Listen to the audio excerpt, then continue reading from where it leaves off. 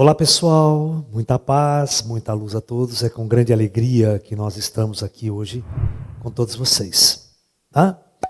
Bom, o tema escolhido para esse nosso bate-papo de hoje é o papel da humanidade e dos seres extraterrestres na Era da Luz. Tá? Então vamos bater um papo sobre isso. Acompanhe com a gente aqui. Bom, em primeiro lugar, né? O que significa para nós Era da Luz? Né? Então, o que é Era da Luz? Então, o simbolismo de Era da Luz, é a Era do Despertar. Ok?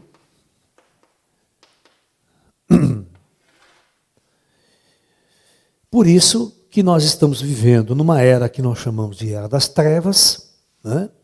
Onde as pessoas, ninguém sabe nada sobre si mesmo. Uma das maiores incógnitas e a maior pergunta de toda a humanidade é quem somos, de onde viemos, por que estamos aqui e para onde vamos. Esse questionamento clássico de todo pensador filosófico. Né? Muito bem. Então, quando nós entrarmos naquilo que chamamos de Era da Luz, a Era do Despertar é exatamente a era onde nós vamos ter essas respostas claras em nossas vidas. Toda a humanidade vai despertar e responder a essas 4, 5 perguntas clássicas. Quem eu sou de verdade? De onde nós viemos? O que viemos fazer na Terra? E para onde vamos após essa jornada planetária Terra? Tá? Então isso significa a Era da Luz. É a Era do grande despertar, do grande acordar da humanidade. Tá ok? Muito bem. Então, tem duas coisas importantes, né? Duas coisas importantes que nós devemos lembrar. Então, primeira, vamos colocar aqui, ó. Nós devemos, o que traz esse despertar? O que é esse despertar? Acordar para a nossa natureza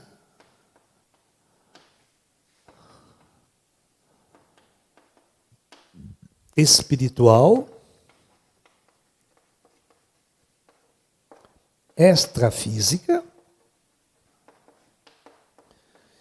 e, mais importante, extraterrestre.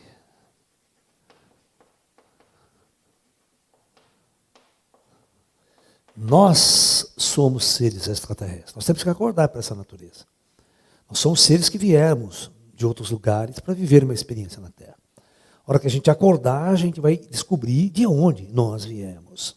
Essa é a pergunta fundamental que nós sempre estamos discutindo aqui em nossas palestras, né? Então, 2. Esse segundo fator aqui é, né, o grande contato na Era da Luz. Vai acontecer o grande contato com os seres das estrelas.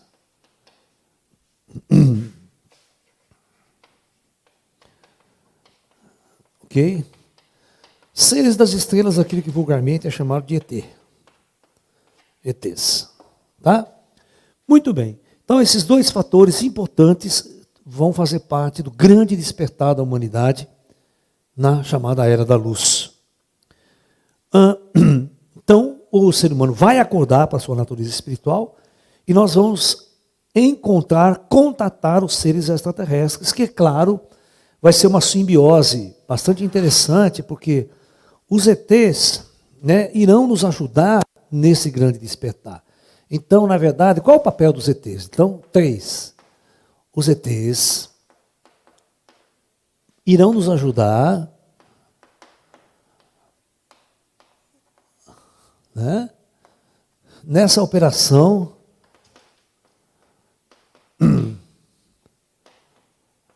do grande despertar. Né?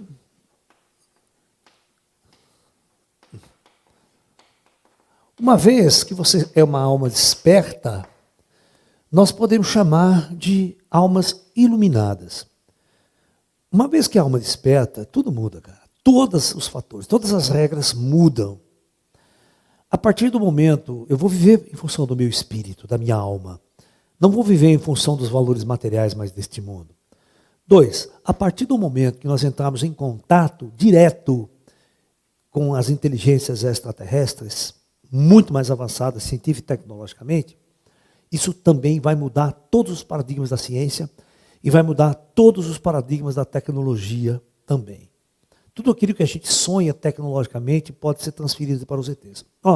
Tem uma história muito interessante. Quem é um Trek, como eu costumo falar, né? Aqueles fãs de Star Trek, fãs de Jornada nas Estrelas, tem uma história muito interessante, que a ficção, né? Embora vocês falem, mas é ficção, mas a ficção ela sempre antecipa a realidade. Ela sempre antecipa muitas descobertas. Se a gente pegar toda a trajetória de Star Trek lá atrás, né, você vai ver que quantas coisas apresentadas lá hoje são realidades. Tablet. Na década de 60, o Capitão Kirk andava com tablet. Certo? O Jean-Luc Picard andava com tablet e não tinha sido inventado o tablet. O próprio celular StarTAC, né, que a Motorola inventou, que é de abrir, igual o Capitão Kirk tinha para comunicar com a Enterprise. E uma série de outras invenções fictícias em Jornada das Estrelas, hoje fazem parte da nossa realidade tecnológica.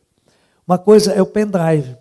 A Enterprise sempre pegava uma coisinha e enfiava lá, parecia imagem, era o cartão de memória deles. E hoje nós temos o pendrive, cartão de memória, que é a mesma coisa, né, que é uma invenção tecnológica que eles já usavam lá atrás. Uma coisa que nós estamos discutindo, começamos a discutir agora em Enterprise, tem a inteligência artificial. O computador da nave Enterprise, você conversa com ela como se fosse uma pessoa, tem respostas. Star Trek tem um negócio muito louco, né, que no futuro vai acontecer também, que é o holodeck, que é projeção holográfica 3D com densidade física, com densidade estrutural. O holodeck cria uma cena, pessoas, personagens, você toca eles, eles são físicos, são elementos naturais, é muito louco essa parte que não existe no Capitão Kirk, mas existe já na Next Generation e nas outras subsequentes, o chamado holodeck. Né? E nós temos na Voyager uma ficção muito interessante, que é uma inteligência artificial, Carlão, não sei se você lembra, já assistiu, que tem um médico, o doutor. Ele é um médico, veja bem, holográfico, um médico computador. Só que, ou seja, o computador ele materializa, conversa com você, diálogo, ele é uma inteligência artificial muito avançada, ele aprende, ele é um médico, ele faz cirurgia, ele cura, dá remédio, faz tratamento, tudo para você. Entendeu? Já não é um médico físico, é um médico no computador, que conhece todas as análises, todos os exames, e diz o que você tem e o tratamento que você tem que ter. Né? No futuro, os médicos serão holográficos. Né? É muito legal. Eu estou assistindo uma série, tem uma série na coisa aí, que não está na Netflix, que chama Humanos. É uma série inglesa, né? E onde eles vão tratar de um futuro pró 2030 e pouco, né? Não sei que ano lá, que as pessoas vão comprar Android nas lojas. Mas bem igual aos humanos, tudo bonitinho, para trabalhar na casa, para exercer uma função. Eles são programados para... né, fazer parte da família, assim, é muito legal. Né? Só que isso não é o grande avanço que nós estamos discutindo aqui. Na era da luz as coisas vão ser diferentes. Mas, aí que está a grande história. O que mudou, a Jornada das Estrelas, o planeta Terra vai ter um grande avanço quando eles entram pela primeira vez, chamado primeiro contato, quando os humanos têm contato com os vulcanos, que é a raça do Spock. E os vulcanos dão um presente para a humanidade Terra. Um presente tecnológico, que acaba, só esse presente acaba com todas as necessidades dos seres humanos de bens materiais. Todas. Acaba com a necessidade de comida. Eles chamam isso, olha que louco, né? Eles chamam de sintetizador de matéria. E esse foi um presente na história dos vulcanos.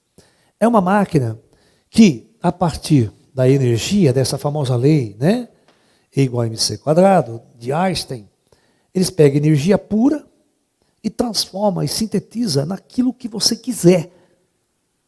Você programa a máquina do computador, né? Eu quero uma xícara de café, bzz. Eu quero uma roupa, bzz. Quero um sapato, bzz. Vem do nada. Ninguém precisa trabalhar mais, ninguém precisa plantar, ninguém precisa cultivar, ninguém precisa matar animais, nada.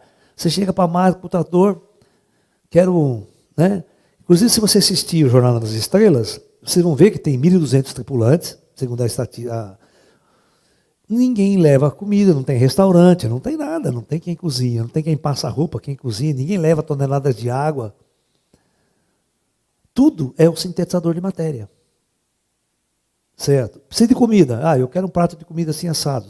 Estava no computador, a memória. Sintetiza, o cara come. Joga no lixo, aquele lixo vai para, né, se quiser desintegra de novo, vira energia pura. No teleporte. Ninguém tem lixo no espaço, joga, vira energia pura. Roupa. Rasgou a roupa, sintetiza uma roupa nova. Peça da Enterprise, da máquina tal. O computador sintetiza uma peça que quebrou, que está faltando tal. Você está me entendendo? Então, uma única teoria muda completamente os rumos de uma civilização. Por isso que eu falo que na Era da Luz, essa questão de trabalho, essa questão de sobrevivência vai mudar completamente. O contato com civilizações avançadas vai trazer tecnologias e uma ciência inimaginável para todos nós. Nós sairemos da Era das Trevas e teremos a possibilidade de canalizar todo o nosso potencial para a ascensão. Nós não vamos nos preocupar com a subsistência, não vamos nos preocupar com morada, comprar casa, tal.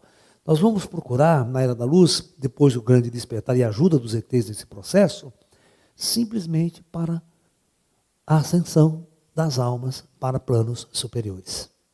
Então, essa é uma questão importante que nós devemos entender.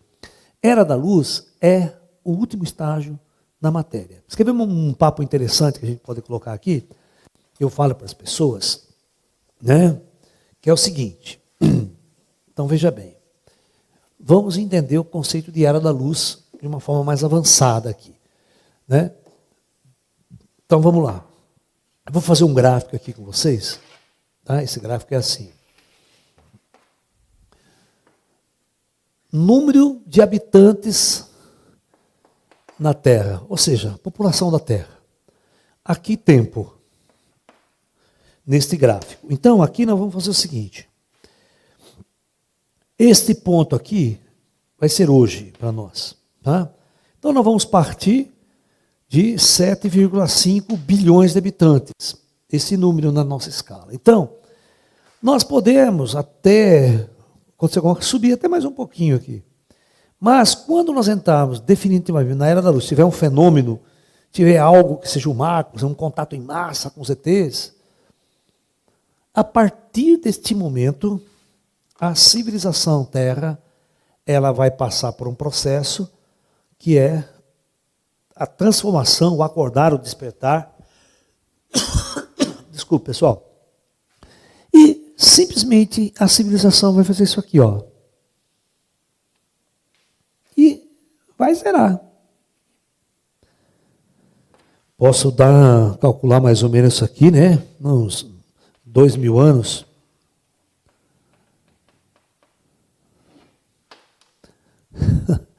Nós não vamos ter 10, 20 mil anos aqui na Terra, pode esquecer.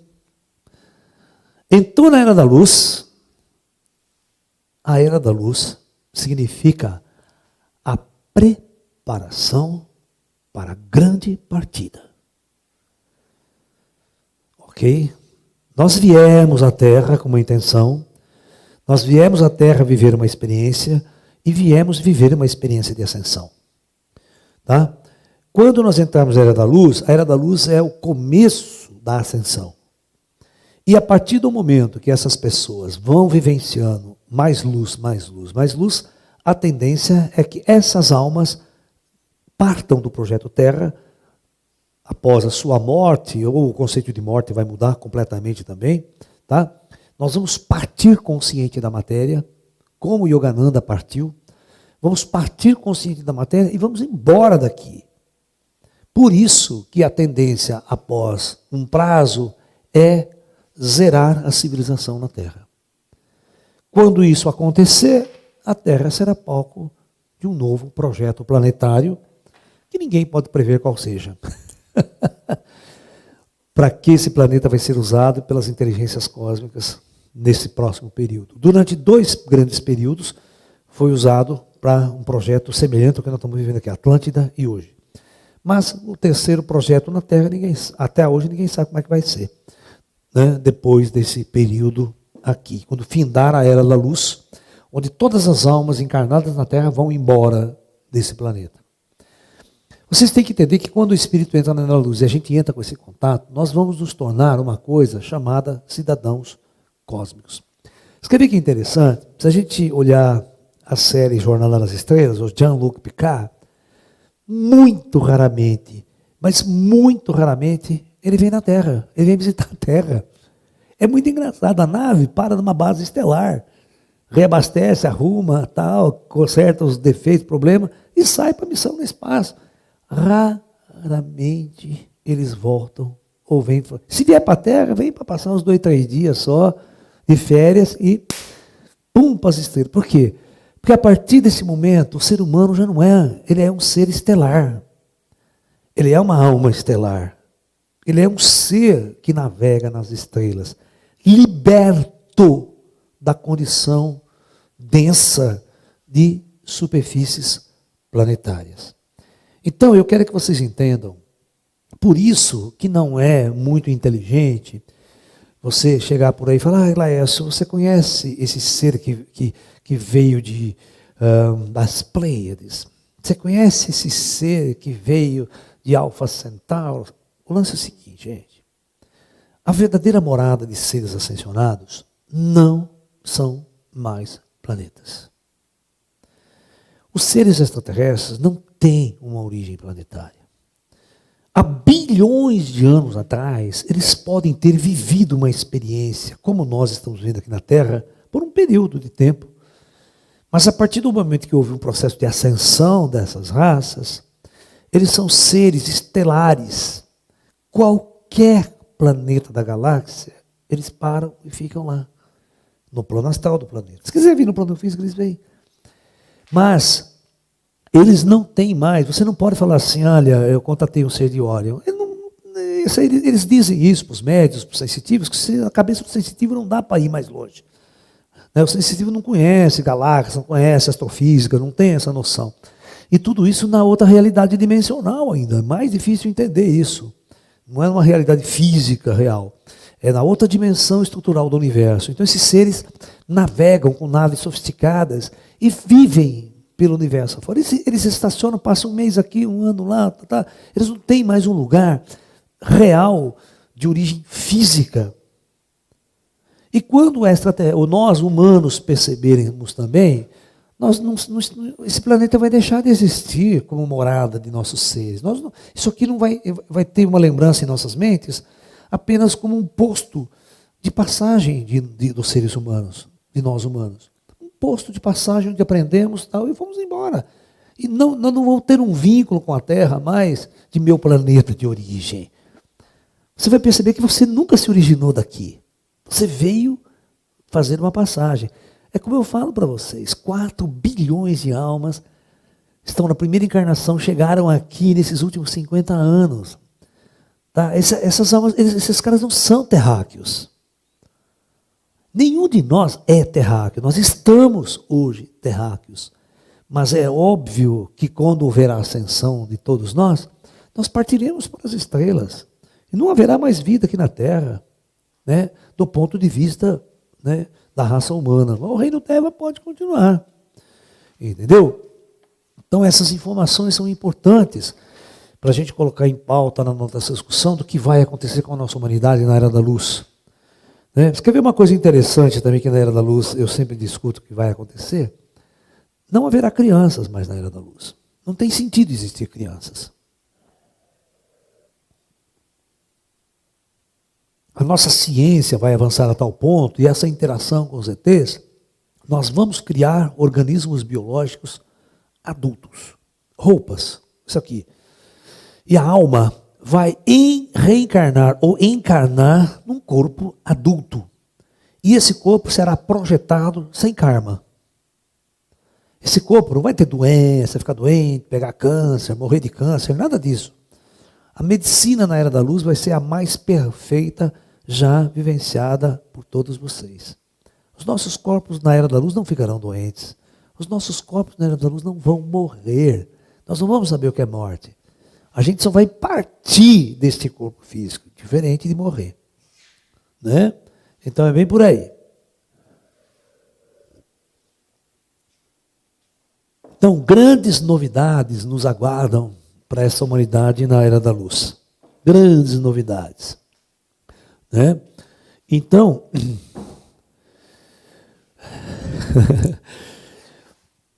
é a diferença entre, né, estar adormecido num projeto de trevas e projeto kármico, onde o corpo vem viver experiências, às vezes dolorosas para a sua existência, e estar desperto e acordado numa Era da Luz, onde você interage com grandes e avançadas civilizações, onde todo tipo de sofrimento humano já é coisa que não existe nunca mais. Uma vez eu encontrei uma raça extraterrestre que veio fazer uma pesquisa com a gente aqui, e ele começou a mexer, né, e falou assim, e eu comecei a sentir umas dores, né? Falei assim, vai mais devagar que está doendo, né? Ele olhou assim para mim e falou, mas o que é dor? Ele não sabia mais o que era dor. Ele não tinha esse tipo de sentimento, esse tipo de coisa, na vivência espiritual dele. Aí eu tive que explicar, falei, toma cuidado com o meu corpo, aqui ele tem sensores, né, que me alertam quando estão estragando ele. Quando estão prejudicando ele, e esse corpo tem sensores, né, que é o nosso sistema nervoso, que a gente encara como dor. Toda vez que você tiver uma dor, isso significa que algo está errado no seu sistema, tá? Então, para isso que a dor serve. A dor é um sistema de alerta que o nosso corpo biológico tem para dizer para você que algo está errado. Você está ok? Porque se você não sentisse dor, você mete a mão na chapa aqui, você nem está sentindo nada, torra a sua mão, você vê, sua mão já era. Você está entendendo? Então, a dor é um sensor muito importante para dizer que algo está errado, que você tem que tomar cuidado, né? Entendeu? Então, é bem isso daí. Então, é importante que a gente entenda, né, que Era das Trevas é o que nós estamos vivendo. Era da Luz é o que se avizinha. Transição planetária é a passagem entre a Era das Trevas e a Era da Luz. Este período de transição, sim, é que a gente tem que vivenciar com calma. Então, nós podemos até fazer um outro gráfico para vocês aqui, né?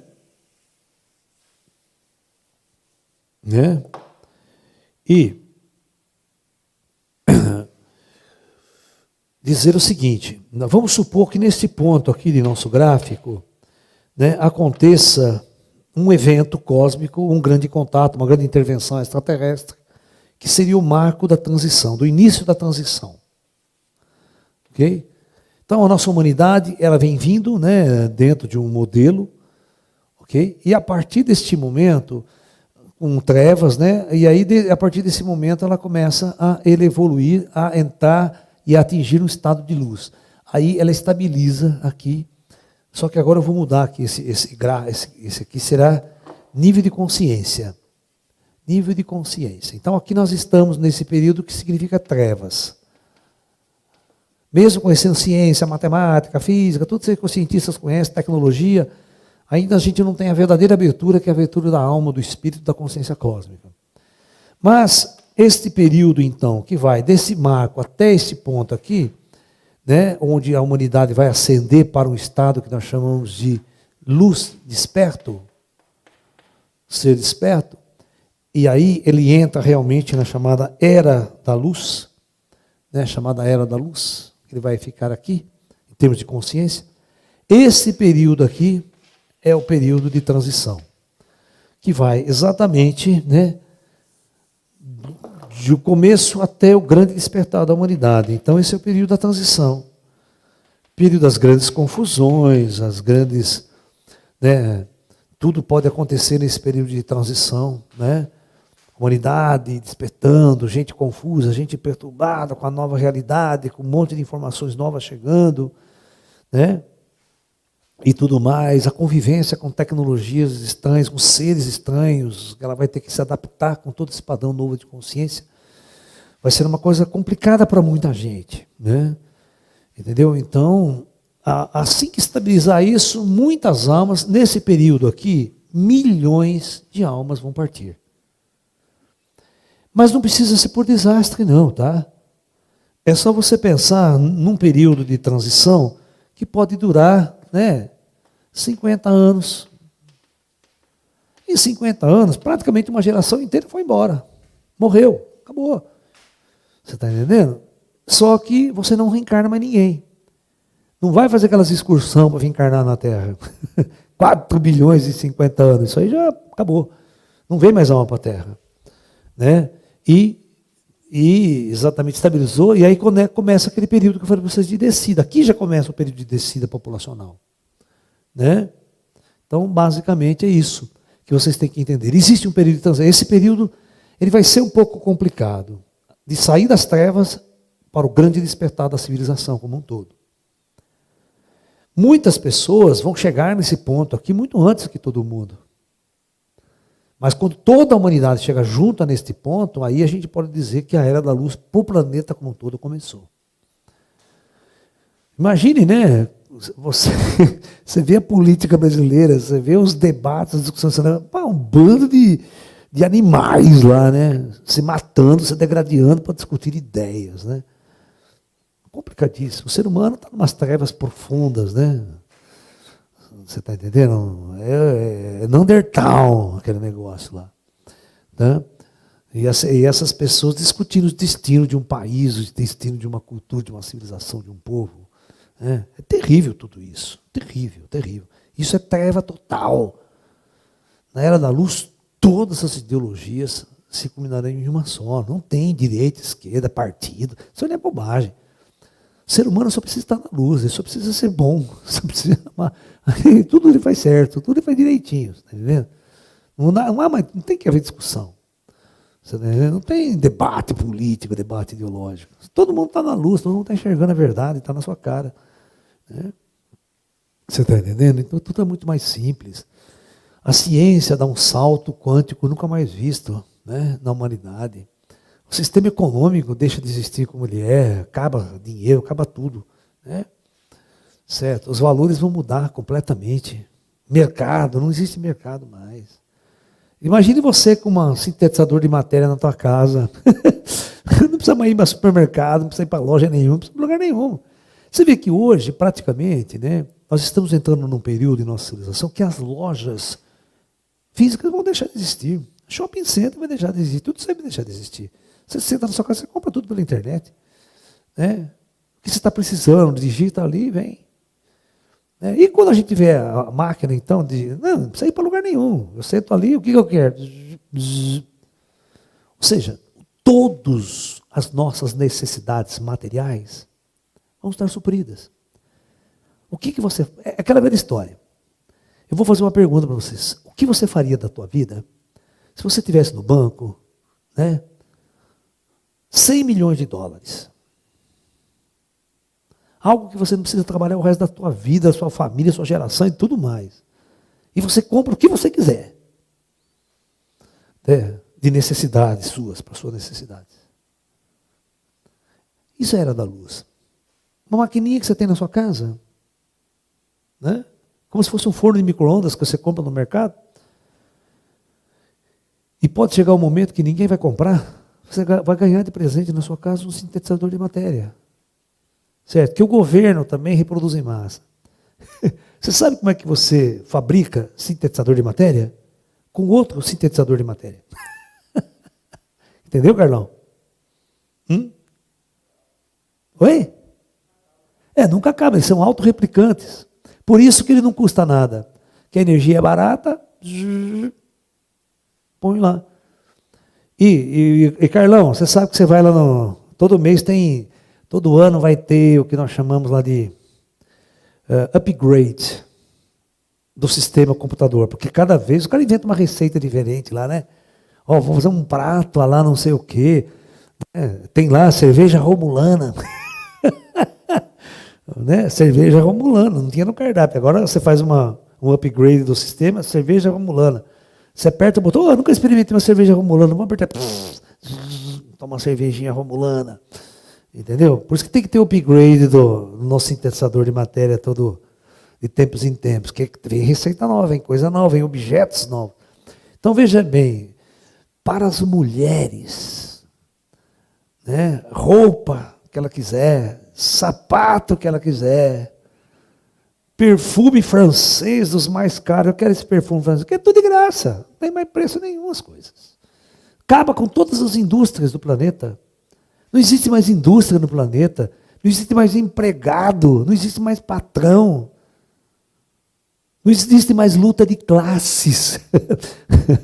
Só o sintetizador de matéria, não tem mais luta de classe. Né? Nossa, os esquerdistas vão amar isso. Né? Entendeu? Não há luta de classes. Né? Que é o sonho de toda comunidade, vamos assim dizer, de toda ideologia comunista. Né? O mundo espiritual é muito comunista no sentido prático das coisas. Mas não como o nosso comunismo ideológico aqui embaixo. Pelo amor de Deus, é outra história.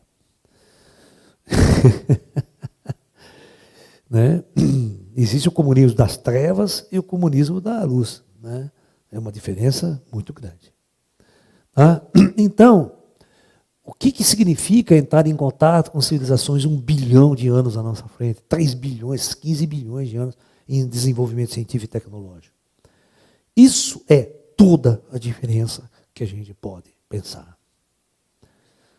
Ok? Vamos lá, Luna, escolhe algumas perguntas do pessoal. É claro que a gente não pode responder perguntas de todo o público que está nos assistindo. A gente vai pegar uma amostra e tentar bater um papo com vocês, ok? Boa noite, professor. Saber que os extraterrestres já fizeram algum contato com o governo dos Estados Unidos, esses países que matam pessoas em nome da paz para roubar petróleo? Já houve contato? Não houve esse contato com os governos do jeito que vocês pensam. Até hoje os governos não sabem quem são os ETs e o que são os ETs. Eles não têm a mínima noção. Os governos tiveram contato totalmente indireto através de laranja com seres extraterrestres.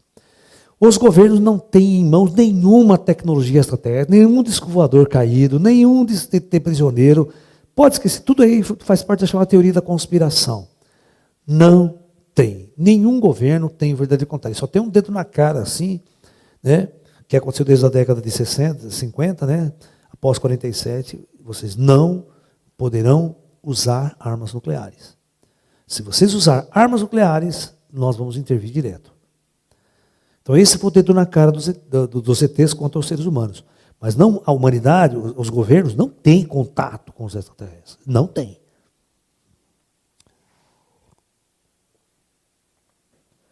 Tudo está sendo encaminhado pelos nossos irmãos galácticos. Eles não teriam uma tecnologia que antevê o futuro? Não existe futuro. Nem eles sabem o futuro. O futuro é resultado da ação presente. Essa questão de máquina do tempo, viagem no futuro, viagem no passado, isso é coisa de ficção científica mesmo, tá? Né? Os ETs não têm essa conotação de o tempo, eles não entendem o tempo do mesmo jeito que a gente entende o tempo. Porque, na verdade, ninguém entende tempo. Cara, olha, eu fiz esse peça tentando. Eu estou conversando com vocês com todo o respeito e carinho que eu tenho por vocês.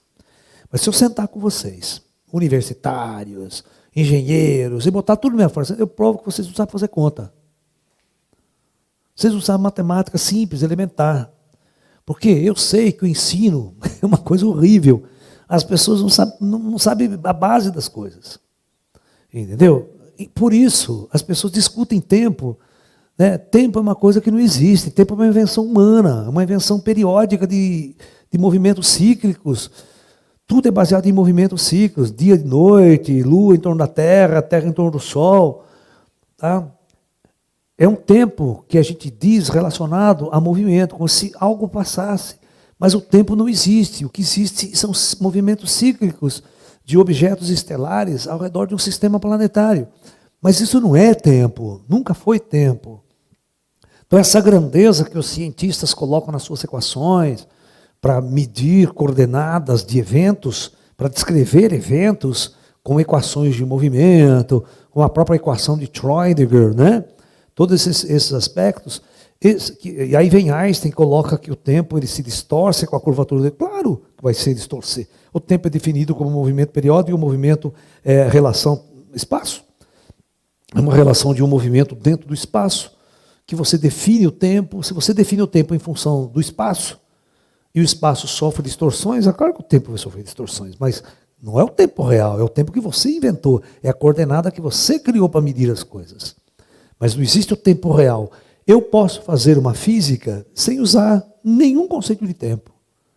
Tem um físico, né, italiano que ele fez isso. Né? Ele desenvolveu uma matemática, escreve tudo o que você precisa saber sobre o universo, que a gente já fez até hoje, sem usar nenhuma ideia ou nenhuma coordenada temporal para isso. É possível fazer. Professor, a impressora 3D é um passo para o sintetizador de matéria? Eu acho que não. Ou seja, a nossa impressora 3D, vamos dizer assim, que é, né, a carroça do negócio. A carroça de uma sofisticada nave lá na frente. O processo é muito diferente, né? Embora o princípio seja o mesmo. Você quer ver? O que uma impressora 3D faz? Ela pega um programa, um software, e ela detém a informação de um objeto sólido que ela vai criar. Certo? Uma peça sólida com várias... Então, ela começa camada por camada a colocar uma camada de elemento geralmente plástico. Né? A cabeça de impressão, ela funde o plástico e começa, como se fosse uma linha, né? Colocar camadas em 3D e vai formando aquela peça, certo? Demora um tempinho para fazer aquela impressão, sai aquele objeto. Qual que é a diferença, né, do sintetizador de matéria? A diferença do sintetizador de matéria ela é radicalmente diferente no sentido técnico da coisa. Porque o software pode ser o mesmo. Você pode falar para o computador, eu quero que você faça isso, que você sintetize isso. Ao invés de você imprimir com esse processo, ele já faz assim, ele pega energia pura, constrói todos os átomos e liga e coloca todos os átomos conectados daquela substância que você está exigindo. Primeiro, por exemplo, eu lembro, Carlão, de uma coisa assim, presta atenção, eu vou explicar para vocês como é que funciona.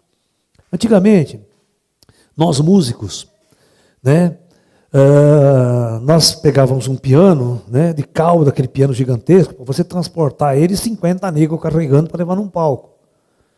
Certo? O que os engenheiros eletrônicos fizeram?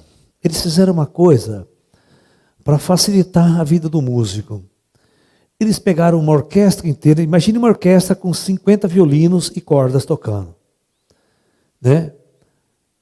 O cara falou o seguinte, olha, vocês vão tocar. Ele bota no estúdio 50 violinos, 50 músicos, e esses músicos vão fazer uma nota específica. Vamos fazer o Lá. Ele grava esse som. Ele vai num digitalizador de espectro, ele analisa todo o espectro daquela música, daquele som, daquele instrumento. E ele cria uma coisa que nós chamamos de MIDI. Tá? Então, ou sampler, que a gente fala, o termo usado é sampler. Eu copio aquele som e digitalizo aquele som. Ok? Então aí, veja bem, aí, no único teclado, você leva para um palco desse tamanho, você aperta uma tecla, a tecla faz assim, ó, dá o som de 50 violinos tocando. E quanto mais você vai aperfeiçoando essa tecnologia, mais perfeito você não consegue, nem um maestro consegue diferenciar se são violinos reais ou se é um sintetizador que está tocando. Vocês estão me entendendo? Tá? Então isso significa o quê? Que eu posso pegar, por exemplo, um copo de água, né, e ver todas as moléculas da água, até o copo de vidro, eu coloco isso no computador. A hora que eu aperto uma tecla, eu transfiro da energia para a realidade. Eu sintetizo aquele copo da água com a temperatura que você quer, com a pureza da água que você quer. A partir daí, você pode sintetizar um copo de vinho, um vinho francês, um perfume, tudo que você quiser, você coloca os dados no computador, porque você sampleou ele antes. Então, primeiro, eu pego, por exemplo, um copo de vinho francês, coloco no sintetizador. Ele vai desintegrar esse copo de vinho. Porque o sintetizador de matéria funciona igual o teleporte da Enterprise. O teleporte faz o quê? Ele desintegra todo o indivíduo, memória do computador, todas as partes, e reintegra do outro lado. Certo? O sintetizador de matéria dos ETs, você pega primeiro um copo de vinho, desintegra ele, e tudo fica na memória do computador. Está lá na memória. Agora, toda vez que eu quiser sintetizar, trazer um copo de vinho, ele traz aquele vinho francês, safra de 8 anos, que custa 1 milhão a garrafa. Garrafa custa ouviu, Carlão? Garrafa do vinho custa $1 milhão. Acabou esse problema. Todo mundo, toda pobreza vai tomar vinho de $1 milhão. E com a mesma perfeição, com o mesmo sabor, com o mesmo gosto. Que o mais exímio, vamos dizer assim, chefe de la cuisine, não vai conseguir sentir a diferença de uma coisa real de uma coisa sintetizada. Da mesma forma que hoje o maestro não consegue saber a diferença de um sampler para um instrumento real. Professor, quem desencarna antes da Era da Luz será transferido para outros projetos kármicos? Vai depender do indivíduo. Se ele for um indivíduo com uma carga kármica muito pesada, ele tem que ser transferido para outros orbes, porque ele não vai ser compatível mais com a Era da Luz. Então, esta alma tem que ser transmigrada para projetos mais densos, que ainda está na era kármica, ou ainda está nas trevas, porque a alma dele é mais compatível com experiências das trevas do que da luz nesse período. Ao ascensionar, nosso espírito pode perder características humanas típicas da encarnação? Claro que pode. E vai perder. Essa aparência biológica ela é compatível com a biologia da Terra, né? Com o ecossistema desse planeta Terra. É uma roupa que você está vestindo. É só você pensar que se você teve várias encarnações na Terra, você teve corpos completamente diferentes. Numa encarnação você pode ter encarnado negro, no outro japonês, no outro isso, aquilo, certo? O que é o corpo nosso? O corpo não é o nosso ser. O corpo é uma ferramenta de uso durante um tempo nessa jornada física. Mas nós não somos esse corpo. Então a verdadeira aparência do nosso ser, ela pode ser escolhida lá em cima, né? De muitas formas diferentes. Não tem uma forma real do ser humano ou do espírito ascensionado. Quanto tempo você acha que ainda teremos para entrar na Era da Luz, professor? Não dá para dizer assim. Não dá para dizer. Tá? Mas 100% na Era da Luz é coisa de mais de 100 anos. Esse período será transitório. Por que ainda teremos corpos na Era da Luz? Por que não serão produzidos por corpos adultos? Será que teremos que ainda viver na matéria para continuar essa jornada? A Era da Luz é a Era da matéria. Tudo aqui é da matéria. Nós vamos produzir corpos em laboratório, como produzimos roupas, não vai ter criança, aquela fase de criança não vai existir. A alma que está no plano astral, ela encarna direto num corpo adulto, sem passar pelo que a gente chama de fase infantil, fase de criança. Tá? O espírito, ele desce a esse planeta adulto, acordado, desperto. Tá? É uma mudança radical, totalmente radical na questão kármica. Ser criança no planeta Terra é complicadíssimo, né? Todo mundo sabe que nós somos crianças. A gente não apita nada, a gente não sabe de nada, só vem aqui e fica brincando, só, mais nada. Né? É o que a gente faz. E tenta aprender alguma coisa quando criança, né? Professor, como funciona matematicamente a engenharia de um disco voador? Ô louco! É? Não dá para vocês entenderem. Minha explicação vai, né? Eu demorei séculos para entender também a mecânica e o funcionamento das leis físicas que regem o deslocamento de uma nave espacial. Porque existem várias tecnologias de deslocamento. Uma, deslocamento na atmosfera terrestre quando adensado. Uma de deslocamento quando a nave está nos planos superiores. E uma de deslocamento interestelar. São tecnologias uma diferente das outras. Sabe? Está entendendo? E você teria que entender de de uma física que na Terra está longe de ser aprendida pelos cientistas. É uma física que não dá nem para conversar com vocês, porque é coisa de milhares de anos de evolução da consciência. É por isso que ninguém fez um disco voador até hoje na Terra. Faz celular, faz computador, faz inteligência artificial, faz todas essas coisas, mas não faz um campo gravitacional inverso. Ou que a gente chama de G negativo, né? Eu quero que vocês façam para mim um G negativo. É isso que eu quero que vocês façam. A física não faz, mas nem a pau isso aí, nem tem sonho em fazer. E essa é a base de deslocamento, né, de naves dentro de campos gravitacionais, próximos a planetas, mundos. Essa é uma tecnologia que o disco voador para aqui, silencioso, não faz um ruído. Como que ele para? Porque ele consegue trabalhar com G negativo. Mas só que vocês não sabem o que é um G negativo. Né?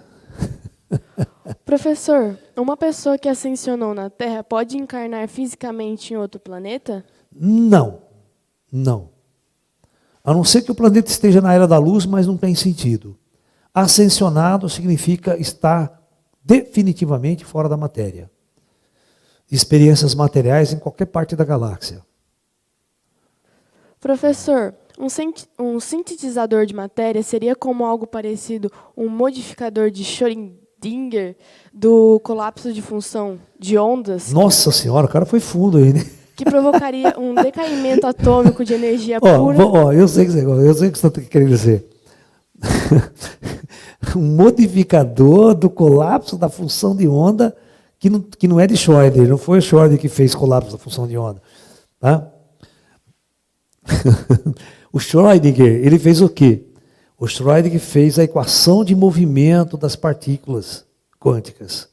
A equação de Schrödinger foi um grande matemático que resolveu o quebra-cabeça, né, de quando você tem que criar uma equação de movimento, quando você não tem os parâmetros iniciais definidos.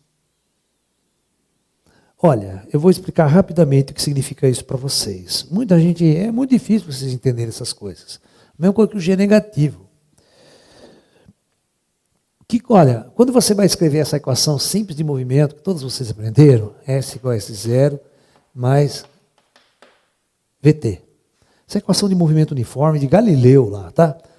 Essa equação, ela é uma equação extremamente precisa, porque você conhece dois parâmetros que você precisa ter para a equação ser precisa. Você precisa conhecer o S0, que é a posição inicial da partícula, onde a partícula está, quando eu vou começar tudo, em T igual a 0, e preciso medir essa velocidade com precisão que esse móvel está naquele momento. Se você conseguir medir esses dois parâmetros com extrema precisão, a sua equação de movimento é totalmente galileaniana e newtoniana. Não tem problema nenhum. Pode ser até einsteiniana, que a einsteiniana modificou suas essas equações. Mas, quando Heisenberg, aquele pessoal, foi tentar pegar, por exemplo, tentar entender um elétron em movimento, se deslocando numa coordenada espacial, né, por exemplo, no espaço S, né, então eu tenho a minha coordenada, que eu chamo de minha origem, e se o elétron estivesse aqui, nessa posição, e ele tivesse um movimento retilíneo uniforme, fosse obedecer aquela equação, eu tinha que conhecer exatamente esse zero, a distância que ele está da origem, que é esse ponto. E outra função, eu precisava saber da velocidade dele, né, neste ponto. Se ele fosse uniforme, eu escrevia essa equação banal. Mas aí vem o Heisenberg e diz que eu não consigo medir com precisão onde esse cara está e nem medir com precisão a velocidade que esse elétron está.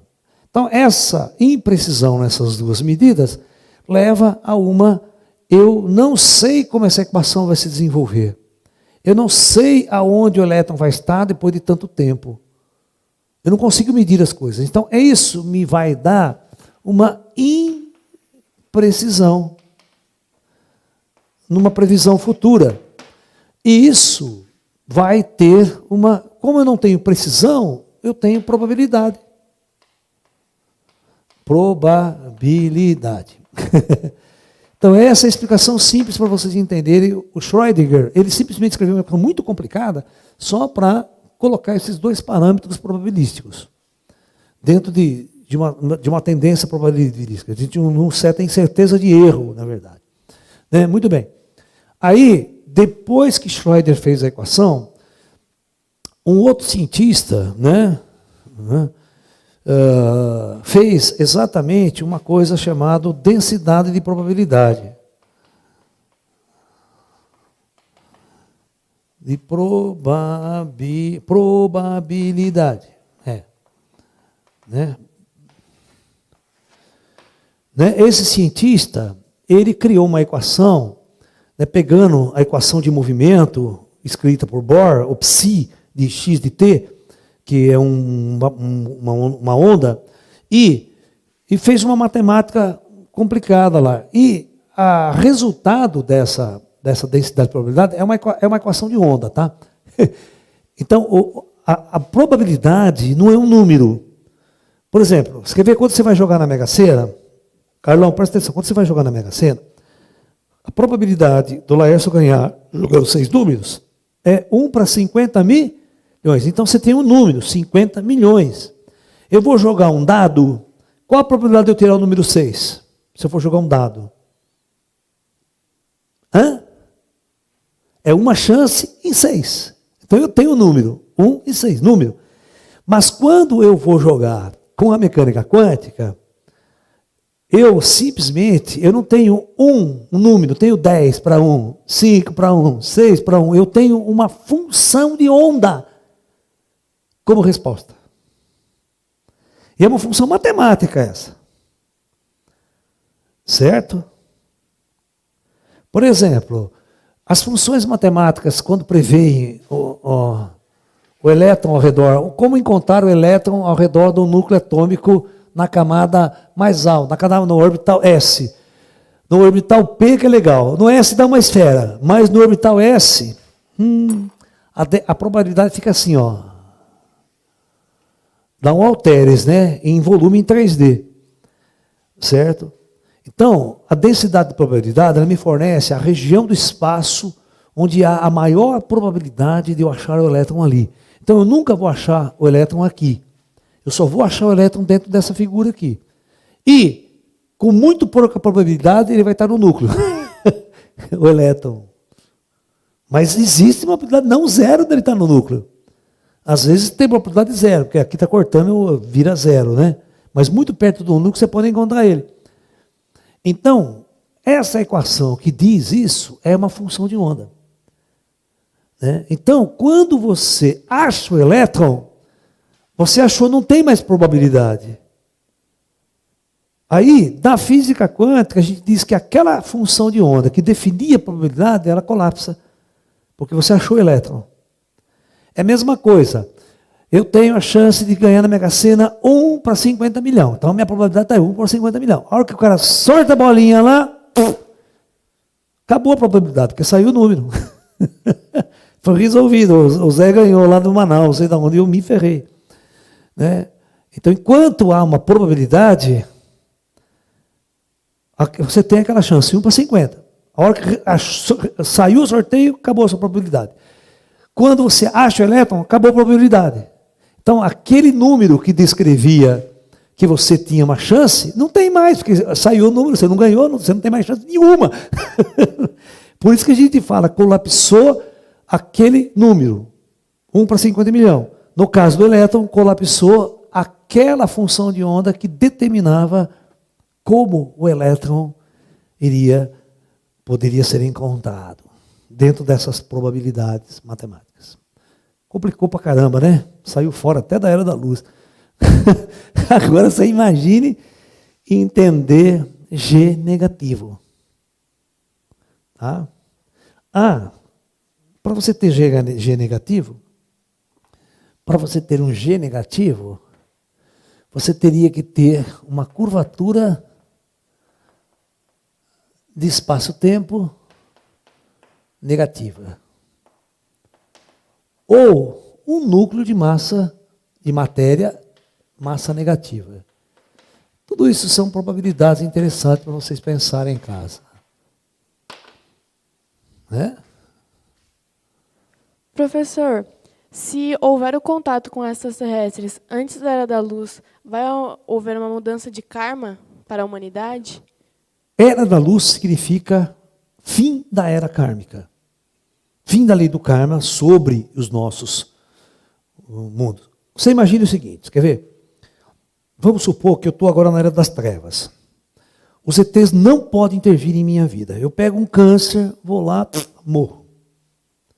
Mesmo que o ET tenha uma ciência, uma tecnologia facinho, rapidinha, de tirar qualquer tumor de você. Cancerígeno. Mas eles não podem intervir. Então você morreu de câncer. Na era da luz, essa lei da não interferência extraterrestre, ela acaba. Então você pegou um câncer, chama o teu amigo ET, 2 segundos, acabou o câncer, pode continuar a sua vida numa boa. Então essa vai ser a grande diferença. Na era das trevas, as forças superiores não podem intervir. Na era da luz, a intervenção é total. É? Sim, fim. Legal então, pessoal. Gostei do bate-papo. Né? Uma hora a gente pode bater um papo de física avançada, tentar discutir um pouco dessas físicas mais avançadas. Como seria o funcionamento de tecnologias extraterrestres, para naves extraterrestres.